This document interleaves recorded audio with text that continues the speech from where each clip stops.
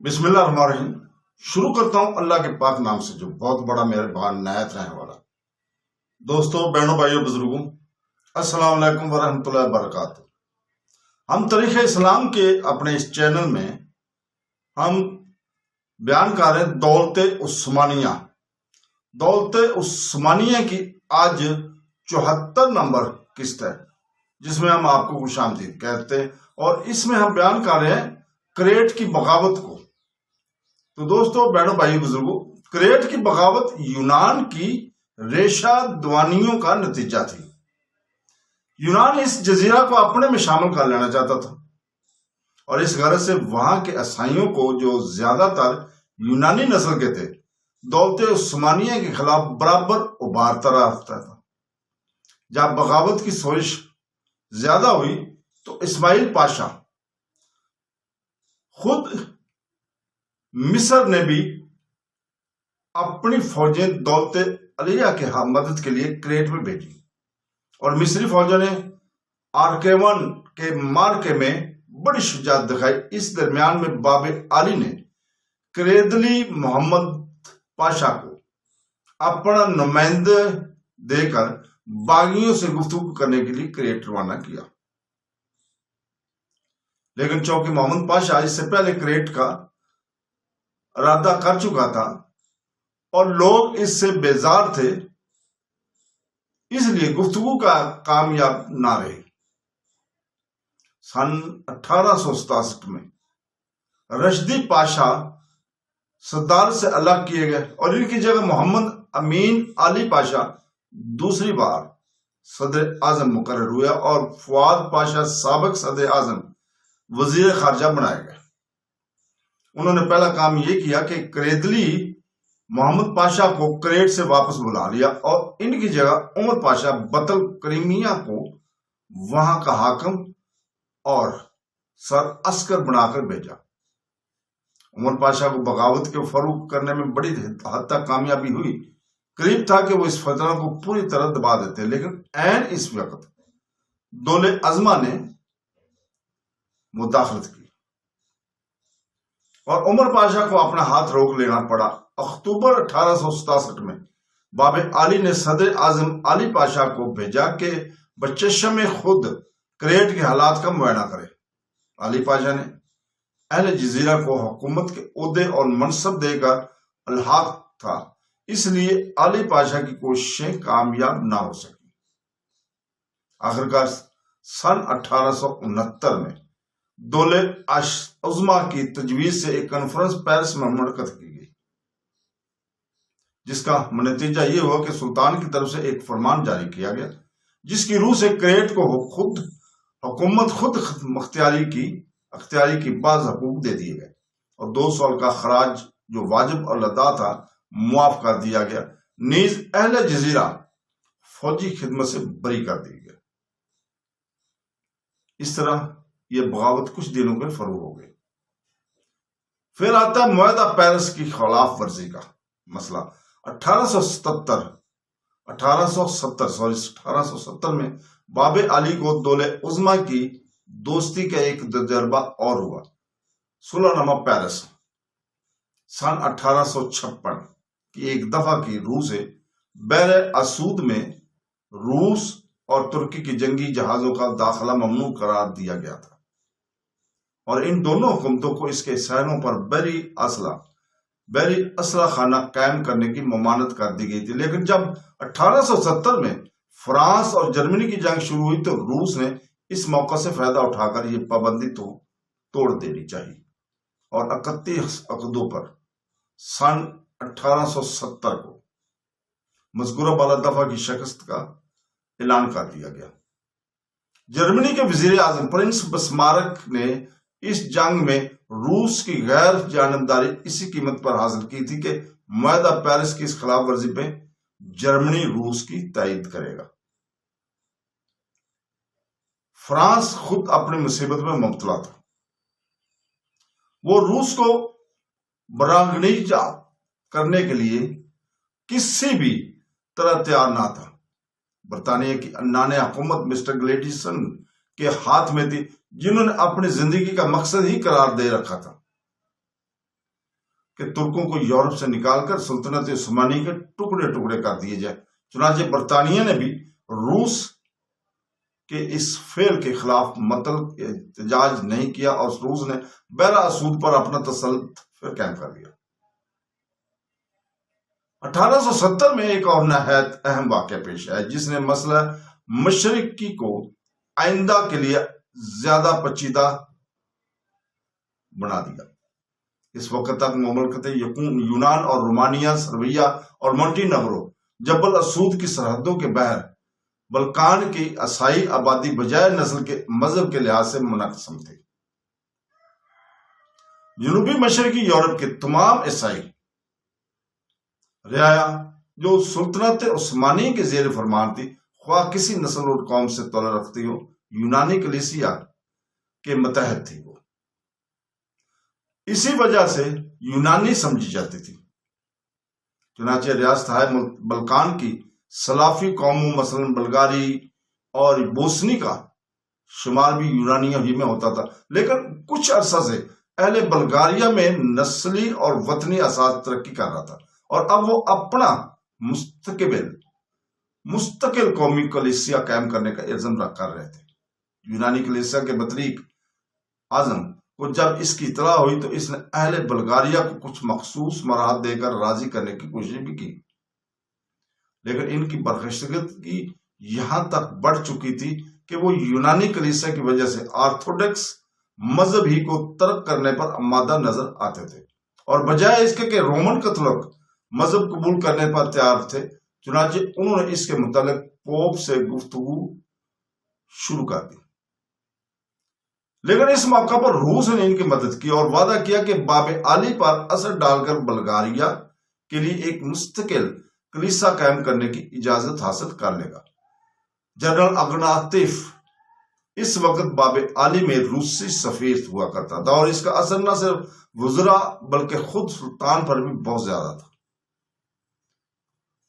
اگناتیف نے اہل بلغاریہ کی استدعا اپنی سفارش کے ساتھ پیش کی۔ اگناتیف کا مقصد یہ تھا کہ ایسا کرنے سے بلغاری قوم کا ایک مستقل جودھ قائم ہو جائے گا جو آئندہ روس کے زیر سایہ رہے گی اور یونانیوں کے مقابلہ میں استعمال کی جا سکے گی۔ صدر اعظم فؤاد پاشا نے بھی اہل بلغاریہ کی وطنی اور نسلی تاریخ کو ترقی دینی چاہیے تھی تاکہ بلقان میں ایک مضبوط قوم یونانیوں کے حریف میں پیدا ہو جائے۔ چنانچہ 10 مارچ سن 1870 کو سلطان عبدالعزیز نے ایک فرمان صادر کر کے بلغاریہ کی جداگانہ ہستی کو تسلیم کر لیا تھا اور اس کے لیے کلیسیا یونان سے آزاد ایک مستقل قومی کلیسیا قائم کرنے کی اجازت دے دی تھی۔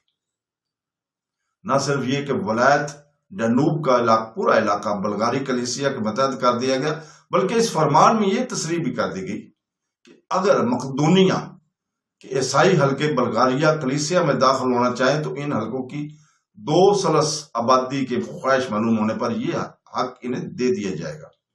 اس تاریخ سے بلقان میں ایک جدید قومیت کی بنیاد پڑ گئی۔ بلغاری قوم جو صدیوں سے سو رہی تھی بیدار ہو کر اب ایک قوی حریف کی حیثیت سے یونانیوں کے مقابل آ گئی۔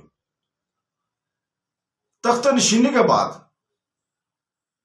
سے 10 سال تک عبدالعزیز کو فؤاد پاشا، علی پاشا، رشیدی پاشا اور مدد پاشا جیسے محب وطن اور قابل مدبرین کی خدمات حاصل رہیں، جن کے زیر اثر اس نے بہت سی اصلاحات جاری کی۔ ان میں سے بعض کا ذکر اوپر ہم کر چکے ہیں پہلے قسطوں میں۔ اس نے عثمانی بیڑے کو یورپ کے زیر زبردست بیڑوں کا ہم پلا بنا دیا تھا اور فوج کی تنظیم اس طریقے پر کی تھی کہ آئندہ جنگ روس خصوصاً پولونا کے مارکے میں ترکوں کی جان بازی نے تمام دنیا سے خراج تحسین پیش کیا تھا، خراج تحسین حاصل کیا تھا۔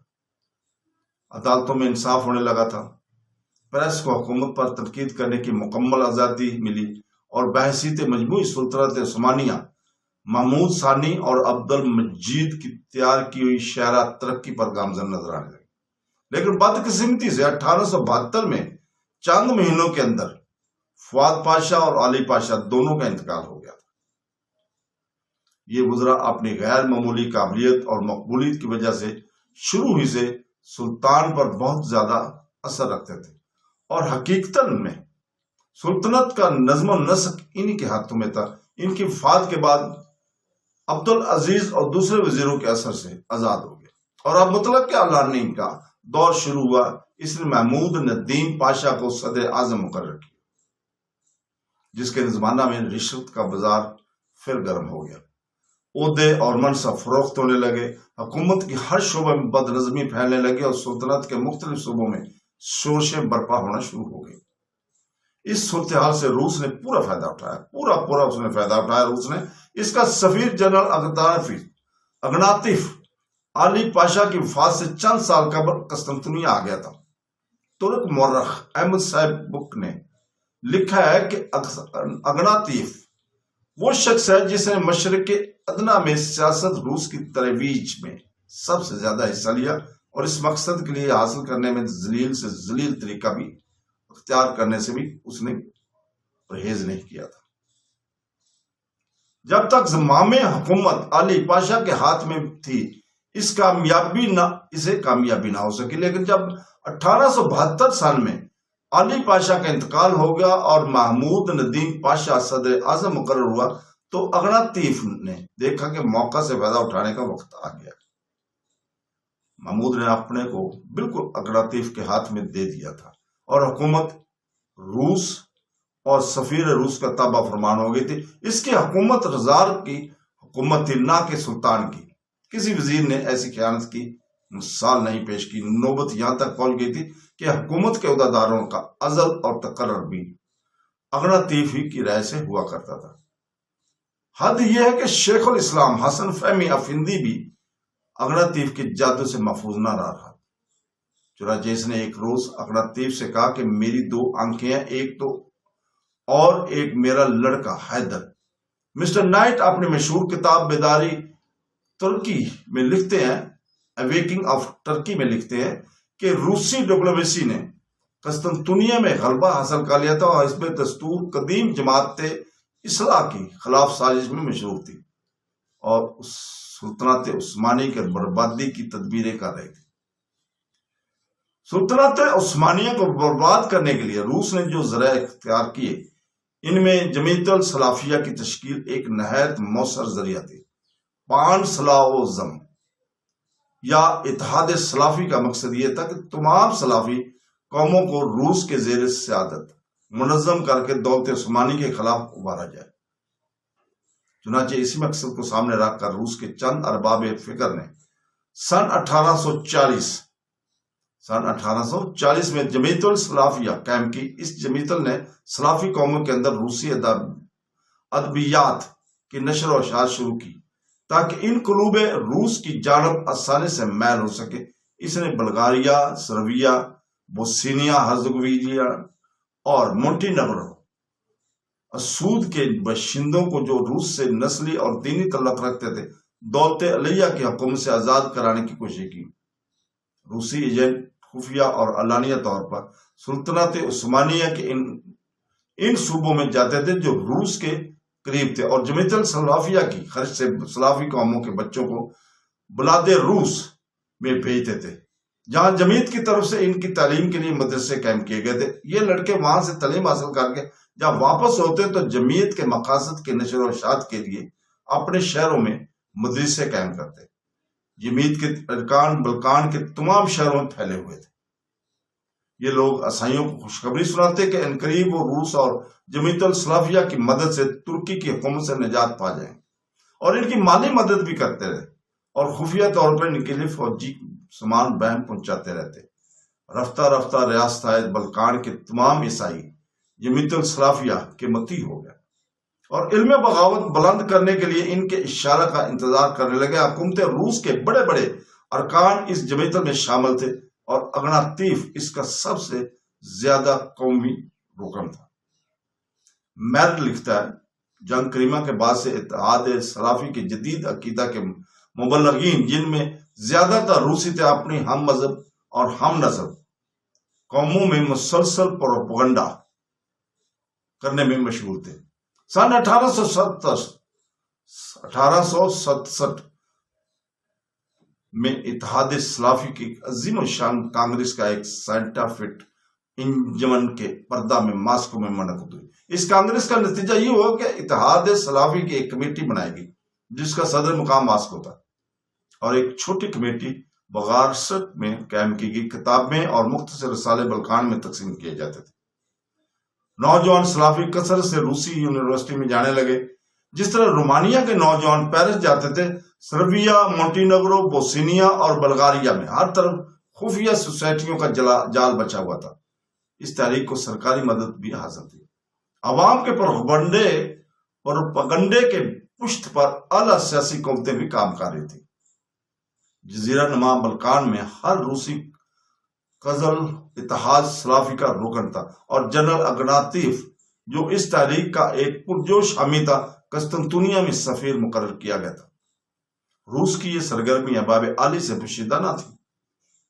मदद पाशा ने विलायत डेनूब बल्गारिया की गवर्नर की जमाना सन 1865 और 1868 में देखा था कि रूसी प्रोपगंडे की कामयाबी का बड़ा जरिया यह है कि बल्गारिया के नौजवान तुलबा वडिसा, खारकोफ और कैफ की यूनिवर्सिटियों में तालीम हासिल करने की गर्ज से रूस भेजे जाते हैं, और वहां से इत्तेहाद इस्लाफी के पुरजोश मुबल्लग होकर वतन को लौटते हैं और दौलत उस्मानिया के लिए नहायत खतरनाक साबित होते हैं। चुनाचे मदद पाशा ने यह फैसला किया कि बल्गारिया के खास शहरों में ऐसे मदरसे कायम कर दिए जाएं जहां मुसलमान और ईसाई लड़के यकजा तालीम पा सके, और यह तालीम आला दर्जे की और अहद हाजिर के मुताबिक हो, ताकि इन्हें कहीं बाहर जाने की जरूरत बाकी ना रहे। अगर इस तजवीज पर अमल किया जाता तो मुसलमान और ईसाई तलबा के दरमियान दोस्ताना रवाबत कायम हो जाते और रूसी प्रोपगंडे का असर बहुत कम हो जाता। मदद पाशा ने बल्गारिया के लिए इस्लाहात की जो स्कीम बाब आली में पेश की थी, इसमें मखलूत तालीम की ये तजवीज भी शामिल थी। जिस वक्त ये स्कीम कस्तंतुनिया पहुंची, अग्नातीफ पहला शख्स था जिसने इसकी अहमियत का सही अंदाजा किया। इसने देखा कि यह स्कीम जमीयत सलाफिया के अगराज और मकासद के बिल्कुल मुखालिफ है। चुनांचे इसने इसे दरम बरम करने की पूरी कोशिश की और आखिरकार कामयाब भी हो गया। दौलत अलिया के अंदरूनी मामलात में यूरोपियन सफीरों की मुदाखलत कोई नई चीज ना थी, कोई ढकी छुपी बात ना थी।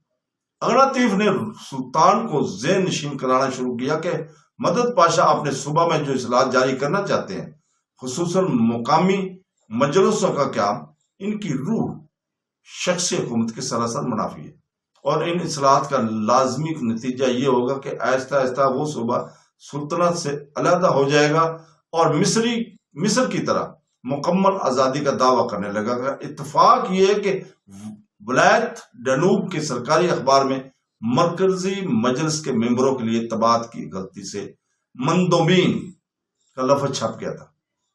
अग्नातीफ ने इस लफ्ज को खास अहमियत देकर अब्दुल अजीज के सामने पेश किया। अब्दुल अजीज पर इसका इतना असर हुआ कि इसने मंजमला दिगर इस्लाहात के मदद पाशा की तालीमी स्कीम की मंजूरी करने से भी इनकार कर दिया। वजह यह जाहिर किया कि इन स्कूलों के अखराजात पूरे ना हो सकेंगे। हालात मदद पाशा ने अपनी रिपोर्ट में तस्रीह कर दी थी कि निसब अखराजात का इंतजाम सुबह के सालाना आमदनी से हो जाएगा और निसब मकामी चंदों से पूरे कर लिए जाएंगे। इसमें शुबा नहीं था कि अगर ये मदरसे कायम कर दिए जाते तो बल्गारिया में जमीयत सलाफिया सरगर्मियों का बहुत कुछ सदेबाब हो जाता, लेकिन सुल्तान पर अग्नातीफ का जादू चल गया और सारी स्कीम दरम बरम होकर रह गई थी।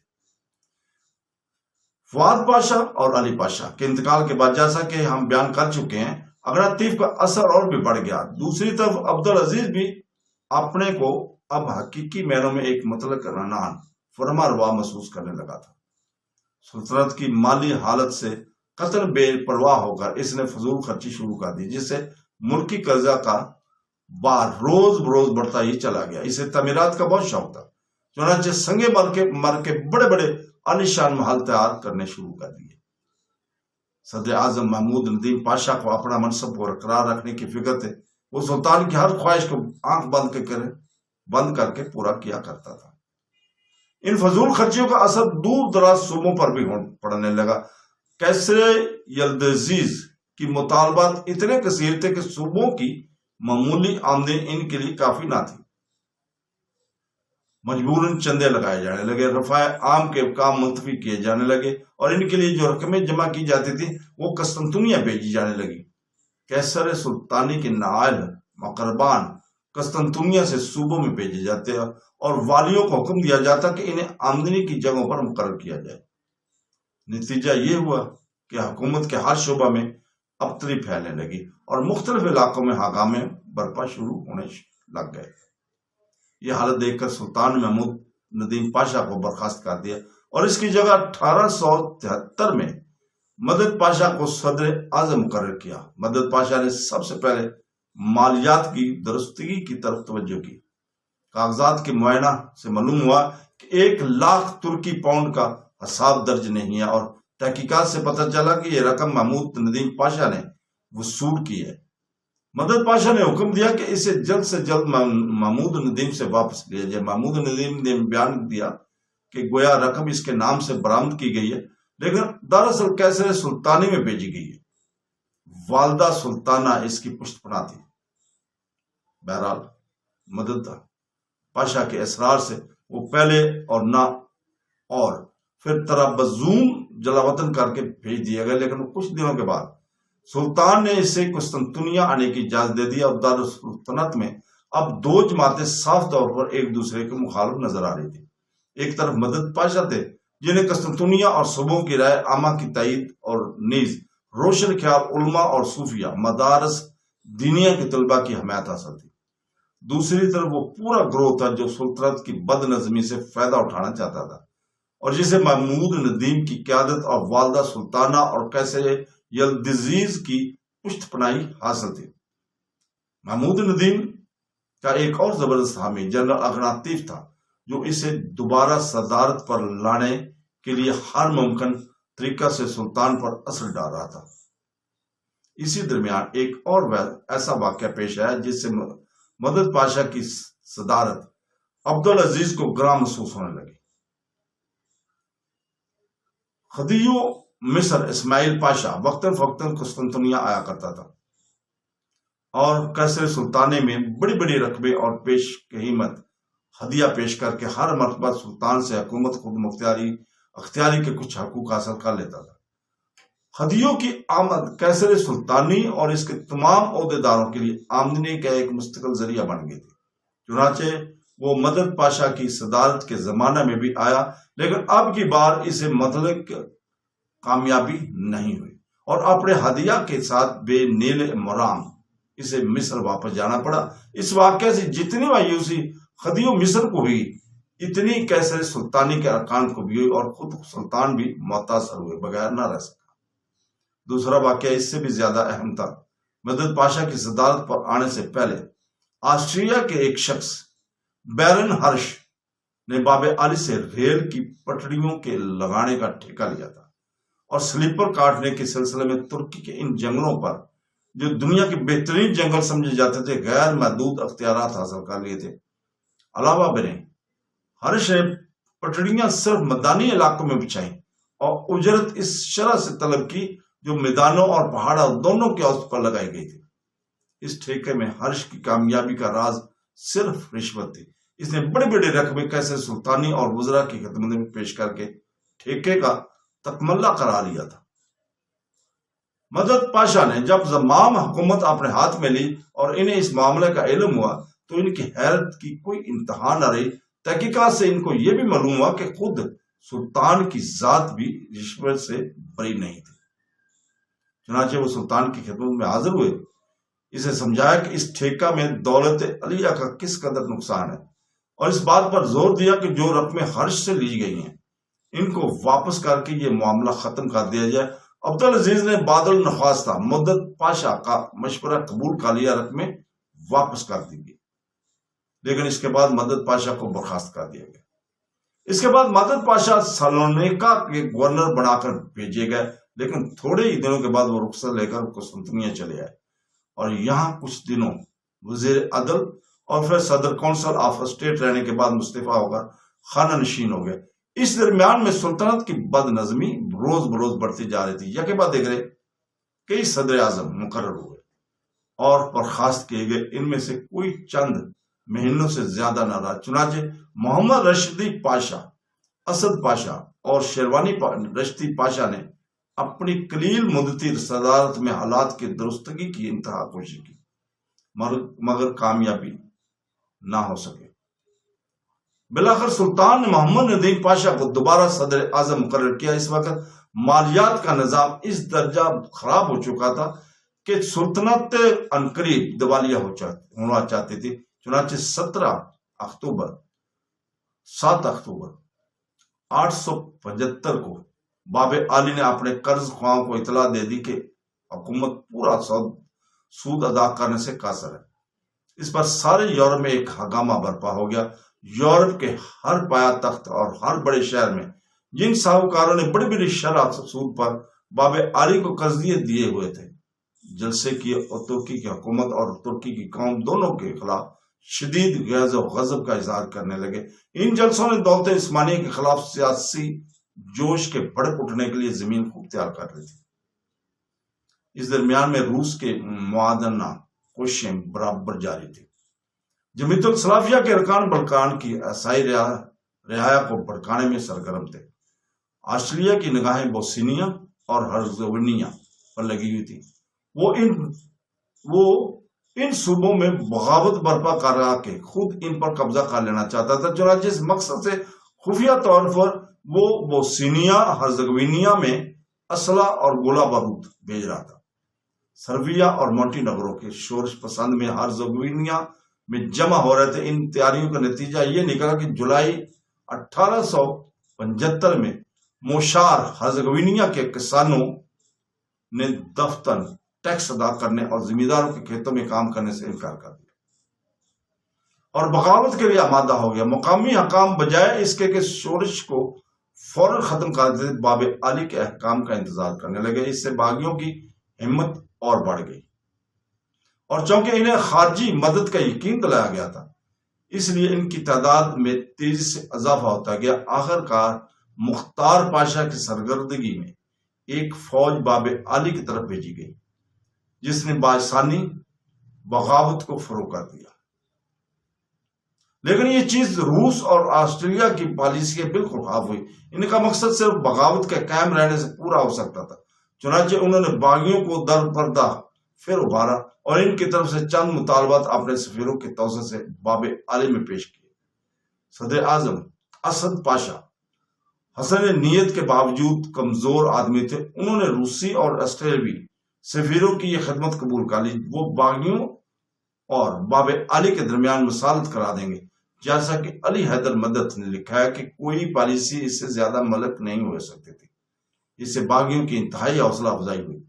انہوں نے سمجھ لیا کہ حکومت خود اس شورش کے فروغ کرنے سے قاصر ہے۔ اس کارروائی سے باغیوں کی حیثیت حریف مقابل کی ہوگی، اور جو چیز پہلے تھوڑے سے کسانوں کی ایک معمولی سے شورش تھی، وہ اب باقاعدہ بغاوت کی درجہ تک پہنچ گئی، جس کے لیڈر غیر ملکی کنسلوں اور سفیروں کے ذریعے اس سے باب عالی سے مساویانہ طور پر معاملات کرنے لگے تھے۔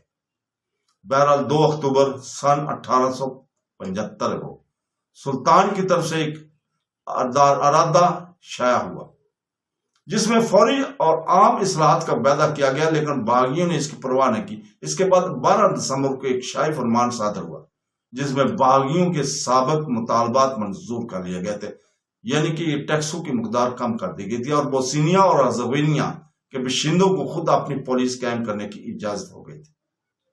اس فرمان میں سلطان نے یہ بھی وعدہ کیا کہ مقامی انتخابی مجلسیں فوراً قائم کر دی جائیں گی، جن میں عیسائی ممبروں کی جگہ محفوظ ہوں گی۔ لیکن روس اور آسٹریلیا کی پشت پناہی سے باغیوں کے حوصلے بڑھتے ہی چلے گئے۔ انہوں نے اس کے بعد بھی ہتھیار نہیں ڈالے۔ دولہ عظمیٰ کے مداخلت کے لیے یہ موقع بہت مناسب تھا۔ چنانچہ روس، آسٹریلیا اور جرمنی کے فرما رواؤں نے باہم مشورہ کیا، اور آسٹریلیا کے چانسلر کاؤنٹ اندراسی نے بداپست سے نوٹ جاری کیا، جو اس کے نام سے مشہور ہے۔ اندر رسی نوٹ میں یہ بتانے کے بعد کہ دولت عظمہ بغاوت کے فروغ کرنے اور یورپ میں امن قائم رکھنے کے لیے کسی قدر بے چین ہے اور باب عالی ان اصلاحات کے نافذ کرنے سے جو مدت سے واجب ہو چکی تھی کہاں تک قاصر ہے۔ اس بات پر زور دیا گیا تھا کہ سلطان پر دباؤ ڈال کر مطالبات پورے کرا لیے جائیں۔ تو دوستوں، بہنوں، بھائیوں، بزرگوں، ہم یہیں پہ رکتے ہیں۔ کل ہم اسی جگہ سے اگلی قسط میں انشاءاللہ تعالی بیان کریں گے۔ اللہ حافظ۔